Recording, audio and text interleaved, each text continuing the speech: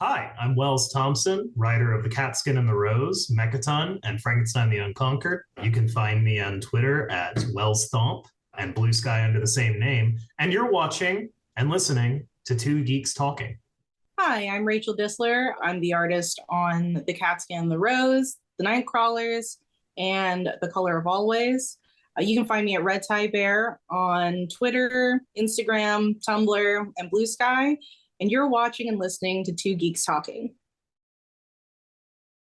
Good morning, afternoon, evening, everyone. Two Geeks Talking is an entertainment industry interview show where we interview the creative people from the comic, film, TV, movie, and video game industries. And of course, I'm your host, Kurt Sasso. We're joined today by two returning guests. This time, they are on a co-collaborative project, which is an amazing new comic series. We're joined by the ever-talented Wells Thompson and Rachel Distler, of course, from The Catskin and the Rose. How are you both doing today?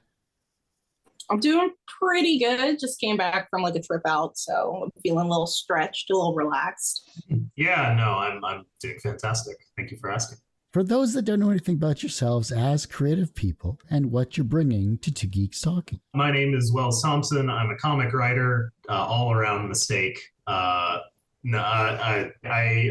write the series Mechaton, Frankenstein the Unconquered, and now this graphic novella, The Catskin and the Rose, as well as a bunch of anthology stories for Band of Bards and a whole bunch of other people. I do horror and other things as well. I don't know. Yeah, I didn't want to cut Wells off or anything. Oh no, please cut me off because I'll just continue to ramble. But that smile that filled the air there is just like, no, I can't take it away from it. I can't. I'm Rachel Distler. I'm the artist on the project, and I have a few projects under my belt at this point. I have like the Nightcrawlers coming out from Ablaze this September. It's like finally at the printer. I just did some work on SWAT Cow. I previously did work on The Color of Always. Just a lot of different kinds of stories in the background right now. And so I'm really excited to be doing a like action, adventure, romance. I've done kind of surprisingly to me a lot of horror at this point. So it's nice to do something a little softer, a little funnier. So I hope I bring, some energy and some liveliness through the artwork. And yeah, that's what I hope to bring to the table in the project. Well, I have to ask, of course, The Catskin and the Rose, what is the elevator pitch for this new comic series? Sorry, graphic novella, right? Yeah, it's a graphic novella. We are not promising we're going to make it into a series. We've talked about maybe doing stuff in the future, but no promises right now for our own mental health. But The Catskin and the Rose is a adventure romance centered around two women who enter into a sword fighting competition to marry into the royal family of this fictional kingdom. And as they're dueling each other, they discover they might have some latent feelings there. They start to gain her respect. They start to maybe fall in love. The problem being that the winner of this competition will again marry into the royal family, and the loser will be dead. So problems abound. Well, that makes dating difficult. I was going to say, indeed. I also found myself in a position where I either had to run away with my wife or kill her. So yeah, no, it comes from experience is what I'm saying. This is a real life story. All great stories come from experience.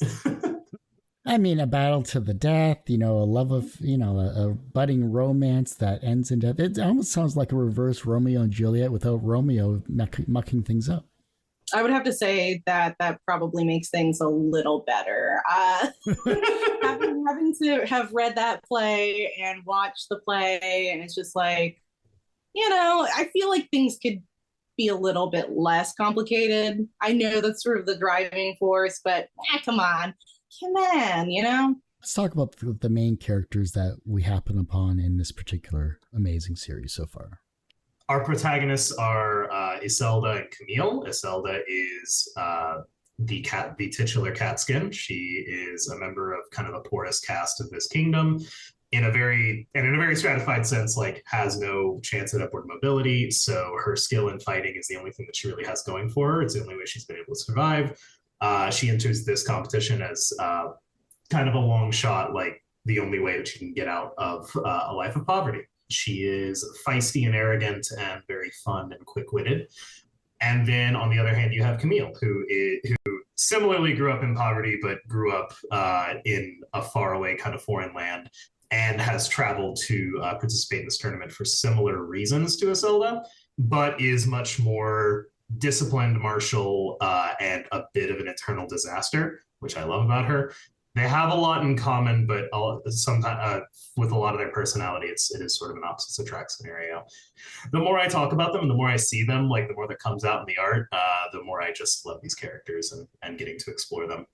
And the more goblin energy that Isolde presents in general. Like I saw that panel from the sort of self-interview you're doing with them, Rachel, and I was just like, yes, I love this. This is exactly what I envisioned.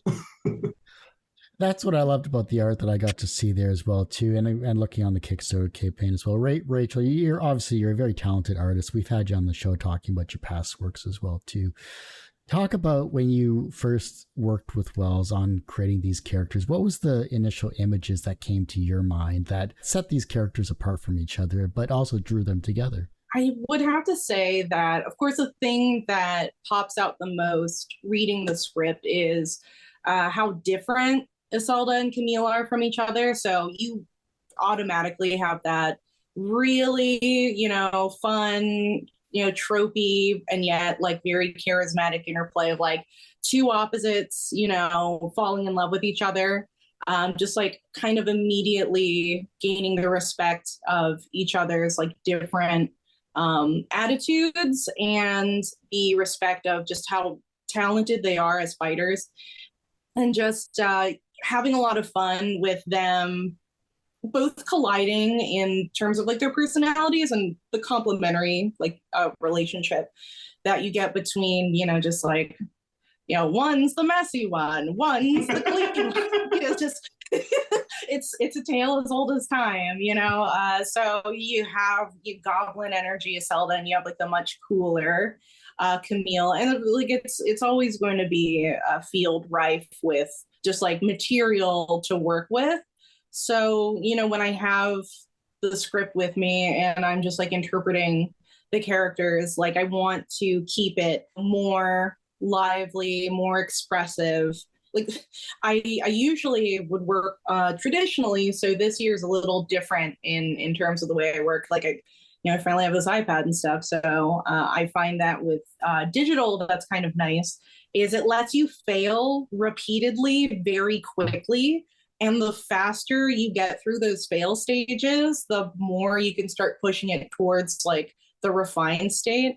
Like I don't have to keep erasing, just toss the layer and toss the layer. So that allows me to just kind of keep pushing it until like I'm somewhere that I want to be. And that's, I think, is really paying off with being able to play with their body language and play with like the setting and the way that they interact with those things. Yeah, like I'm just having a lot of fun. Like Wells was mentioning, I have like this little kind of side comic that I think I would like to release to help push towards one of our next stretch goals, because I am just ecstatic seeing more work from Tango, who, if we can make it to 20K, we'll get like another mini comic featuring the Queen, who's a very standout background character in the story. Thinking about it logically, if there is a tournament, where you marry into the royal family, she would have been the previous winner. So like, what is that about? Where's she coming from? What are her thoughts? And combining both that concept and Tango's art is making me scream and cry. And so I would like to sort of have a little comic about like, hey, this is our story. These are the stretch goals. I don't know. I guess you can't see it. It would be weirder if you could. This chair I'm sitting on, I broke literally the last day I was doing the art on the Nightcrawlers. I just leaned too far and the side snapped, and now the back is it's taped on. It's sliding off right now.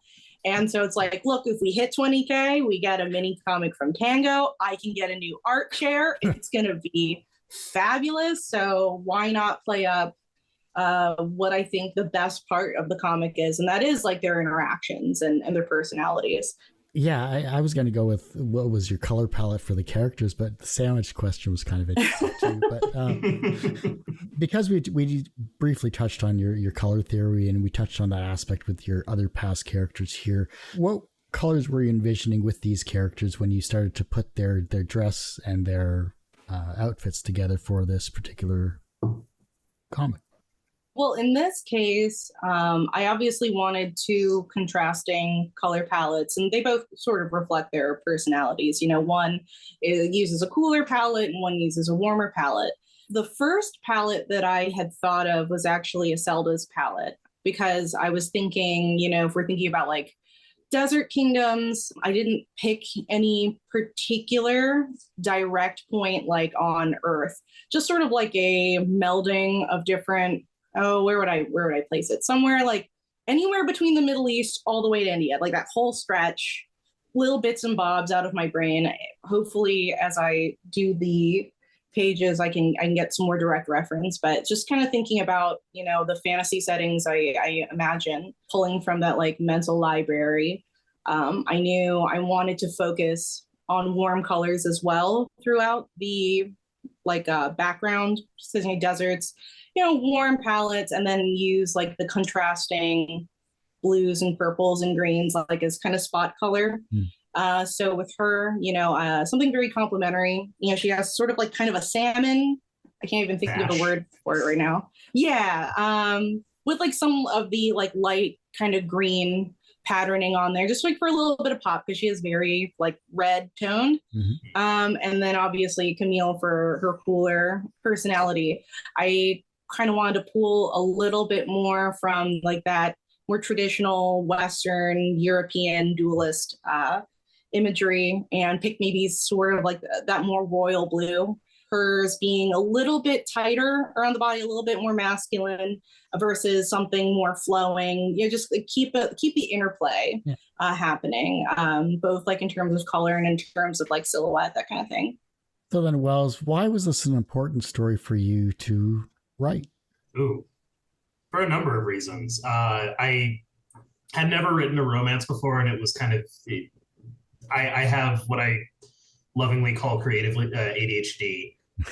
So I have a like all ages science fiction, action, comedy. I have horror action. I've done a lot of straight horror. I've done a lot of literary fiction. Romance is always something that I've, especially earlier in life, like never cared for and never really wanted to explore. So as I was prompted more and more and have kind of pushed myself creatively more and more, I thought, you know, what would I do with a romance? And it was specifically one of the project that Rachel has worked on at SWAT House, Sharkwit and the Company of Women, put out their prompt to say, hey, we want people to write these stories and pitch them to us. It was sort of the inception of this idea, just like, can I convincingly have two people fall in love during a sword fight? And it was supposed to be a 4-page short story just to fit into an anthology, and very quickly ballooned into, I realized it was going to be way more than that. It just, the more I did it, the more I was like, oh, this could fit in there. That would be a cool moment. This is a lot of tension that I would love to really chew on. And so when I reached out to Rachel before I had actually written it, I said, hey, I think this is going to be like 32, maybe 48 pages at most. Extremely quickly, like within a couple of days, I was like, it's going to be more than that. It's definitely going to be more than that. And I capped myself at 72 pages. I said I won't go any higher than that. We managed to stop at 68. So we reined it in at the end a little bit. The romance aspect of it, the sort of high adventure and very low fantasy setting was something I was really interested in. It started with the kind of base layer, but the more I went into it, the more it just became about expressing the characters and really loving the direction that it was going and the setting that we were in, and sort of exploring more and more of what I could do with the story. So it became kind of the reasoning unto itself. It was like, this is really interesting and I think really beautiful story to tell. and I want to get it out there. So this has been my fastest turnaround, I think, of any story that I've gotten, from like inception to putting it on Kickstarter. Um, and I think that energy translates. I think a lot of people have been really jazzed about it as a result. Because, like you said, you've done a lot of different genres in your writing repertoire, but how did this really push you out of your comfort zone for as a writer? Surprisingly, not in the ways you might think. I've done sapphic relationships before. Almost all of my friends, for whatever reason, are queer women, and I grew up around gay people and gay relationships. So like the subject matter itself is not super foreign to me. And in fact, my first novel was about two women falling in love. That was a while ago, and that may never see the light of day. But no, the ways it really pushed me creatively was like, okay, how do I put in these story tropes that I typically either don't like incorporate into story, or like have historically not really enjoyed, and sort of make them, do my own version of that in a way that I really like and find compelling. And also, how do I, research or try and research a unique setting, create a new fantasy setting.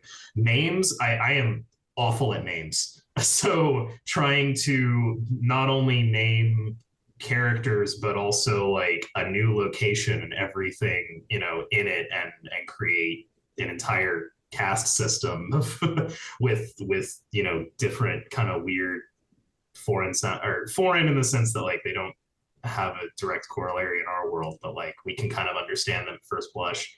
That was all very strange and weird, and trying to work that out, but turned out to be a really fun exercise. Yeah, hopefully. Hopefully translates pretty well in the final product. Obviously, you have about 7 days as of this recording left in the Kickstarter campaign itself. How has that been going for both of you, from a promotion standpoint, from a nerve standpoint, from a product standpoint? What do you have that we're looking forward to seeing, or that you're looking forward to seeing, those that have supported the campaign? I am so happy with the progress that we've made, and I am so ready for this to be over at the same time. Yeah, it's a very stressful process, but at the same time, it's been really heartwarming to see everyone come out in support of it, both for me and for Rachel. And people have been super excited. The more art that we put out, the more details that we put out about the story, the more excited people get, and it's contagious. We have a lot planned and a lot to showcase. We've already unlocked a couple of stretch goals, including we're putting out Fellhound's Do You Believe in an Afterlife? So every backer gets that for free as well. We've got coming up in less than $100, we've got our 15K stretch goal, in which we will put out a fan comic that Rachel and I worked on a little while ago from Arcane, the League of Legends TV show. And in future stretch goals, if we're lucky enough to meet them, we will be able to put out a couple of mini comics by first Tango and then Rio Burton, as well as a poster from Angela Wu, all of whom are artists that are just phenomenally talented and that I have been hunting for reasons to work with for the longest time. I'm really happy to be able to incorporate them into this project. I'm going to go into the fan questions here from the social media verse. Obviously, both of you have seen some of them here, but there's some very valid questions. Keeping on the train... Everyone that's watching this will understand what I mean once I ask the questions. Keeping in the train of the thought of the crowdfunding campaign, Brent Fisher, they asked this following questions. Where do you think crowdfunding for independent ideas like this one currently sits compared to, say, 2 years ago? I'm going to leave, I think, that one a little bit to Wells, only because this is sort of the first crowdfund I've been in, at least on Kickstarter, where like I centrally had to be like the sole interiors. And then for Zoop, when we did the night crawlers, they usually handle actually most of the campaign. I guess at least if I had to chime in about where crowdfunding is between Kickstarter and Zoop. That changes the landscape, I think, just a little bit. While Zoop is still a drop in the bucket compared to Kickstarter, I have noticed that there are a lot more projects being featured on there, which is really great. I think having like all these different options are really great. And one of the nice things again about Zoop is that they do like build your campaign for you, and they do help with like the shipping, the packaging. So if you are completely lost about having to handle all that yourself, it's like a major stress reliever, because I didn't have to do any of that at all by myself. That is like another valid option to go. While it is harder to get the eyes on Zoop simply because more people are going to be going to Kickstarter because they feature just a whole variety of projects, and Zoop only focuses on comics, as well as the ubiquity of like the Kickstarter name. Seeing how many, like just like a large swath of projects on there are hitting their campaign goals. Yeah, it's a very valid, very good way to go if you want to be a little bit more hands off. But yeah, then I'll give the floor to Wells, since he has a lot more experience running campaigns than I do. The question I think is if I'm remembering correctly, it's like this specifically with these kinds of sort of one-off ideas and independent projects on Kickstarter. I think the landscape is 2 years ago. So like during the pandemic, it sort of really popped off in a massive way. A lot of people were coming out with a lot of brand new ideas, and there was a lot of hunger for that. If for no other reason than because we were all cooped up and we didn't have anywhere else to go. With last year, inflation hit everyone hard. Everyone had to pull back on their wallets a little bit and not support as widely as they were. I think we saw a little bit of a dip, and I think now that the economy is getting better, we're seeing a bit of a return. I don't know if it'll get to as like exciting and dynamic as it was over the beginning of the pandemic, especially. But I do still think there's a lot of good ground to cover with niche independent stuff. Having just failed to fund actually a project that sort of fell into that like really niche, like wasn't really genre fiction. It was sort of literary and aloof in that way. Got a large amount, like it got about 300 backers. It got about 15 grand in funding, but didn't quite hit its goal. I do think that there is still somehow you just have to be a little bit more careful about genre. I think certain things are always going to be better on Kickstarter, like horror, like erotica, like certain anthologies are able to sort of flex into different genres that are going to hit wider appeal. But there's definitely still room for smaller genre stories that aren't Cthulhu or smut to thrive. Yeah, it's just that there's a little bit more of an uphill battle for those. Like, I definitely see the difference between Mechaton and Frankenstein the Unconquered, for example. But Mechaton still funds, so there's definitely still a voice out there for those kind of stories, which is exciting. I'm glad of it. I hope it gets better. Do you think that it's a more crowded field in terms of independent comics and crowdfunding campaigns? Yes. Let's start with the obvious. Yes, it is. That's not a bad thing necessarily, but it is absolutely more crowded. With comics, the latest numbers on the funding rates for comics is close to 80%, I think. Wow. Or even more. It might be like around 83. It was somewhere between that, somewhere between 77 and 83%.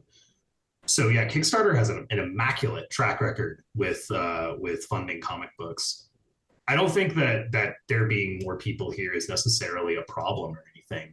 And the fact that there's more people here kind of pushes up the quality and makes everyone sort of work harder to put out a better product. So I think it's ultimately a good thing and ultimately a better thing for both the industry and for like each individual comic book creator. As much as sometimes it feels like maybe there's a little bit too much competition out there or anything, ultimately we're not in a competition. If people are buying comics, people are buying comics. We generally aren't competing with each other's dollars or for dollars as much as it can seem, or we can sometimes feel.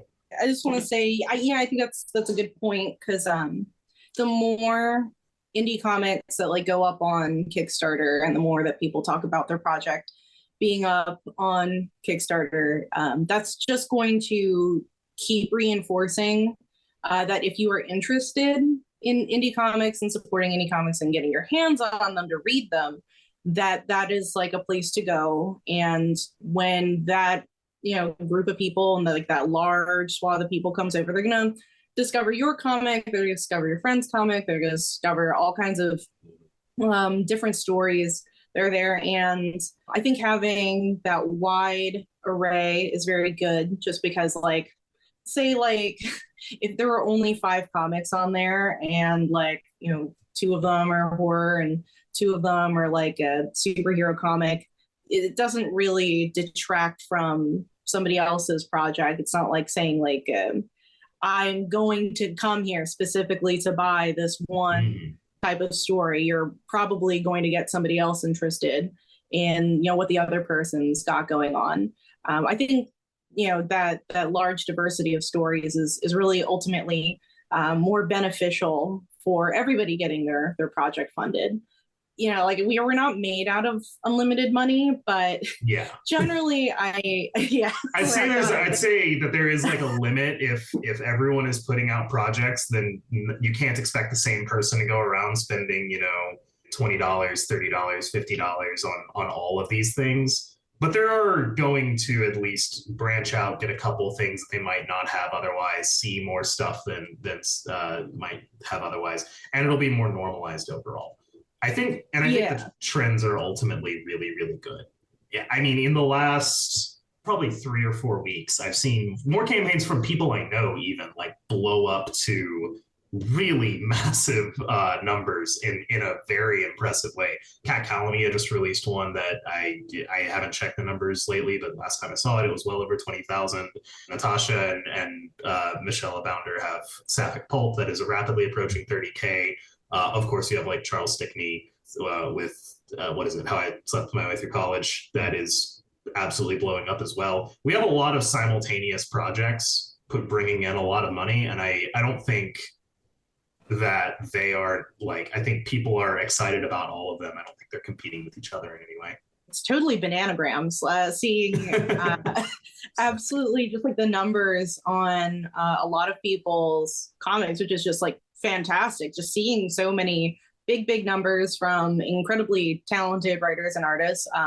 It's definitely makes me feel like the market for indie comics is actually improving, at least as we're sort of rebounding economically. People are starting a little more spending money back. Like I know I'm spending a little bit more on Kickstarter now too, though it was just like things are sort of petering out. Yeah, I think just even having that ecosystem of like-minded comics, I feel like every time, like we'll tweet about somebody else's project, you see like some of those numbers go up. I know whenever they tweet about our comic, like our numbers go up. It's like, we're not all trying to target the same person, but we're all trying to bring in an audience. And then like from there on, that like one audience will then like kind of sort themselves out into their lines. There's overlap. There's exactly. Yeah. The comic community is a small circle of friends. That's certainly true on the creator side. That's absolutely. One question, I won't do all of Brent's. One question is actually from at KG_Ming. Thank you for the question. I appreciate it. Which character are each of you most like and why? It's hard to say because they're like, I put myself into every character, whether I want to or not. Iselda, I think, is like how I feel about myself as a creator, in that like I feel very scrappy and like I have to fight for every bit of ground that I get, and I'm sometimes very quick to snap to judgment or cross a line without meaning to.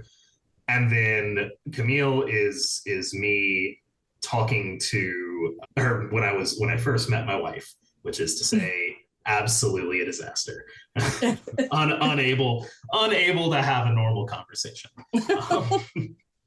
For me, well, first of all, I want to say thanks, KG. They're a baller. We all know that Brent is a great friend of mine, but KG is also a very good friend. So thanks, KG.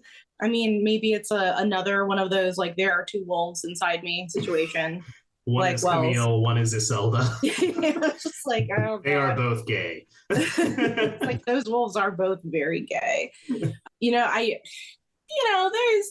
a questionable legitimacy about the Myers-Briggs test, let's just say. But in high school, we actually like filled those out. So we did a very formal one for like, I'm technically an INFP. When I got my numbers back, when I got my numbers back, there was an asterisk next to the I, and I'm like, hello, please excuse me, person administering these results. What does that mean? So the lady tells me that asterisk next to the I means that I am 0.001% closer to being introverted than extroverted, which suddenly is the dubious nature of the Myers-Briggs. But at least for that moment in time, it shone a very strong spotlight on how I could perceive my brain chemistry, because it's very true that like I have, sort of a goblin energy. And then I also have like a very pulled back low energy. And when she said that like I'm 0.001% closer to being introverted, I'm like, so what does that mean socially? She's like, people come up to you and they just don't know which one they're gonna get. And I'm like, that's true. I remember I was helping actually a friend, she was taking a psychology course, and she's trying to get like, just like take some notes. It's like on me. And she's like, oh yeah, I have to interview some friends. And so she's like, oh, is your friend introvert or extrovert? She already is going, she's like, oh, you're extrovert. I'm like, no, like terrifically not. I definitely am that person that needs to peace out from the party for like 20 minutes and then like come back and I'm like rejuvenated, and like, which is definitely the Camille vibe. I'm both the person who's going to run around with a lampshade on my head, a la Zelda, and then, after I'm done, I'm like, I need a nap. I need to just like have a little night air. And that's the Camille energy. So I am at once like a very dreadful mess, but I'm also usually very calmly sipping a coffee while everything's on fire. So like really when I'm doing art for the characters, I'm using both of those energies to get them to do their funny, wacky hijinks. So the real answer is I am both of those wolves, and you just don't know which one you're going to get that day. How did I usually phrase myself? I said I was an introvert playing an extrovert who's really an introvert, something like that. That's also very relatable. Another question from Brent is, where did the inspiration for the characters' concepts come from? I remember when we first were talking about who the characters were and sort of the designs. One of the first things I said was like, I really love the design from the Gerudo in The Legend of Zelda. And that was sort of where we started on with Camille, which is interesting that like you, I always saw like Baidun and the fictional kingdom and the aesthetic there as being like kind of Moroccan inspired, like South Spanish, Moroccan, North African. So yeah, we kind of have a whole stretch from like Ottoman Empire to India of influences. Yeah, for sure. But yeah, no, the Gerudo design, the design of like Dorn from A Song of Ice and Fire, that played into it quite a bit, at least on the Iselda side. And then for Camille, my foundational image was also a video game character. That was this duelist character that has this thick French accent and like long dueling sword. And I just sort of was like that, but make it your own thing. Are we both thinking about the same video game character? Because I think yours is from Soul Calibur, right? Because I remember you sent that to me yeah, and was absolutely. like, "Is this what you wanted?" And I was like, "Yeah, basically." I was just like, what can I do with Raphael from Soul Calibur? Always just thinking about what can I do with Soul Calibur characters secretly in my mind. That's a good basis for character. I love fighting game characters. I love fighting game character designs. I can't stop looking at the artwork. Actually, today, it's not a fighting game, though it was adjacent. I was looking at some like Fatal Fury, but it was only because I was also trying to look at like a retrospective on Metal Slug. I love that entire era of like video game art. It's so sumptuous. Last question from Brent before we wrap up the show here. Why is Rachel Distler so awesome, and what is her secret? So we are going to be doing this question. I see. I'm wondering how long I'm going to let you suffer before I try and jump in and save you. God, really sticking the needles in me here. I mean, in an ideal world, I would say like I wake up at the crack of dawn and I drink a glass of water within the first 30 minutes of waking, and I fling open my windows and I sing with the birds.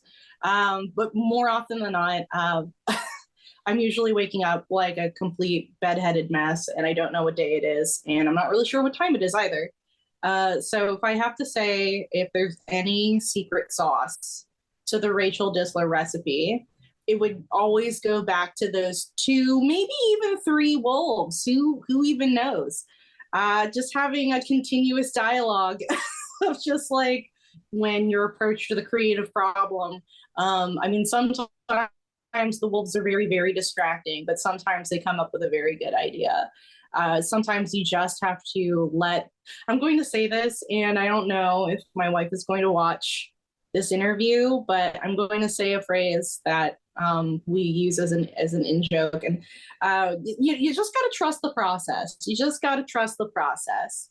That's the secret sauce, is just letting the day take you. I don't know. What's the name of that comic? I'm just thinking about it right now. There's like this one panel comic where it's like the adventures of like Lady No Kids. And she's just like dressed in a top hat and a jacket, no pants, and looking at like the couple who is pushing a baby carriage. And she's just like with her monocle, just like standing by a goose. And she's just like, yeah, I'm just going to spend my day just following this goose around. That's the secret sauce. Just follow the goose and trust the process. Well, I can't ask any more questions after that one. So that works. I'll say from an outside point of view, I think what makes Rachel Distler so amazing is that she is always willing to match enthusiasm for the project and meets the assignment head on and goes above and beyond what you expect her to do. So every time I get pages back for the Catskin and the Rose, it always features something that's like, we could have done this normal, but I decided to go total sicko mode and just make it as absolutely cool as it could possibly be. That's following the goose. That's just like exactly, you got to follow the goose. Yeah, I know you saw like the thumbnails for. I think I'm even specifically thinking about page. Oh, what is it? 31. It's one I haven't like put the colors up for yet. Yeah. So yeah, they have this like near kiss, and it could have just been a quiet, tender moment between the two of them, but no. Now there are dozens of roses around them. Yeah, it's just like to frame the panel in a way that is so over the top, it shoots the moon and goes right back to being rad. Like I haven't even put like the sparkles or anything in there yet. Like you have to go full shoujo if you're gonna do it. Like that's the thing. And so when I follow that goose, it's like, look, it's 4 a.m. You could go to bed. It's like, but the goose is still going. You got to figure out where it's going. I'm like, okay, it could go. It could. If I stop now, you'll never know. I'll never know. So yeah, that's the secret sauce. Well, I'm not adding any more to this. I think that's a great place to stop. Well, Wells and Rachel, I do hate to say it, but that ends this particular episode of Two Geeks Talking. I want to thank you both so much for coming on the show. Well, thanks, Kurt. It's like really nice to come back for like a second time. Yeah, it's nice to come back for only a second time. That's how many times I've been here. Let's not count. No, thank you so much for having me. I appreciate it, and it's always a pleasure, Kurt. Means you both have to come back on for either another amazing volume of The Catskin and the Rose, maybe a new animated series, possibly, something like that. If only. Get the Nimona treatment. Where can we find you? How can we support you? Of course, where's the Kickstarter campaign and anything else you both would like to promote? You can find me on Twitter, and I absolutely refuse to call it by its other name, at Wells Thomp. Blue Sky, same thing, WELLSTHOMP. I have a website, wellsthompson.com, that will redirect you to a bunch of other things, one of which being my Substack, which is Comics, Cats, and Cocktails, the newsletter where we talk about all of those things. And I have a Ko-Fi page, or Ko-fi, or however you pronounce it, where you can purchase some of my comics as well as buy me a coffee. Otherwise, the Kickstarter is on Kickstarter, not surprisingly, and will be there for the next week. It ends Thursday, August 10th at 11 a.m. Central Standard Time. So get your copy before then, or live with regret for the rest of your life. There's a good amount of dead air. I really just want people to like sit with that one, because I think that people will regret if we do not get those mini comics, or at least again I will, and I will spread that misery, I swear to God. For me, I'm luckily Red Tie Bear, literally just everywhere. That's my website, redtiebear.com. I'm Red Tie Bear on Twitter, Blue Sky, Instagram. I might even dust off my Red Tie Bear Tumblr, because apparently people are going back to Tumblr. I'm just trying to figure out where everyone's going. But if you're looking for me and there's a social media, if you type in Red Tie Bear, you will probably find me. Oh yeah, I just also want to say big ups, mad ups to Angela Wu and Tango and Rio Burton, and actually big ups to Fel as well for recommending Rio for like one of the mini comics. I'm like, yes, this makes sense. I want this. Also, we haven't taken the time to shout out Fellhound and Skylar Patridge, who did the wonderful covers for the Catskin and the Rose, as well as Keela Sabal, who's doing the letters, and Brenda Snell, who does the design, all of which are wonderfully talented creators. Oh, and Krista Herrader, who's the editor. So all wonderful creators, all bringing their A game to this project. Yeah, they're just totally crushing it. Yeah, sometimes I just go back and I look at Keela's letters, and I'm just like, oh yeah. And then sometimes I will admit, I sit there, like there's if you go to our Kickstarter and you want to see both of the covers for the Catskin and the Rose, there is of course that one image that swaps between Skylar's and Fell's covers, and sometimes I just sit there and I'm like, yes, this pleases me. I just let it wash over me. I also, thinking about it, want to say big ups to Marcus Jimenez for making fan art for the Kickstarter. I've never gotten fan art before. At first, it felt like with the covers, I was like, oh my God, look how they like beautified my children when I made the character designs, and seeing like somebody else's interpretations, and it's like seeing unsolicited fan art was just like, oh my God, is this what it feels like? Is this what it feels like to be a big brain creator? Really love all the talent and all the support that's gone for the Kickstarter. And I hope that, by the week's end, everybody who wants a copy gets their copy. Well, like I said, that ends this particular episode of Two Geeks Talking. You can, of course, find this interview and 1,000+ others on our website, tgtmedia.com, or twogeekstalking.com. That's TWO. And, of course, the podcast is back on any of your favorite podcast streaming services. Just search for Two Geeks Talking, or you can find it on twogeekstalking.podbean.com. The YouTube channel is definitely a lot more updated than both of those sites because I'm only one person. It is youtube.com/TGT Media. Like, subscribe, share this interview, and of course, Rachel's and Wells's other interviews as well too in the past, and show some love for those interviews. And as I say every week, everyone has a story to tell. It's up to me to help bring that out. Thanks for listening and watching on Two Geeks Talking.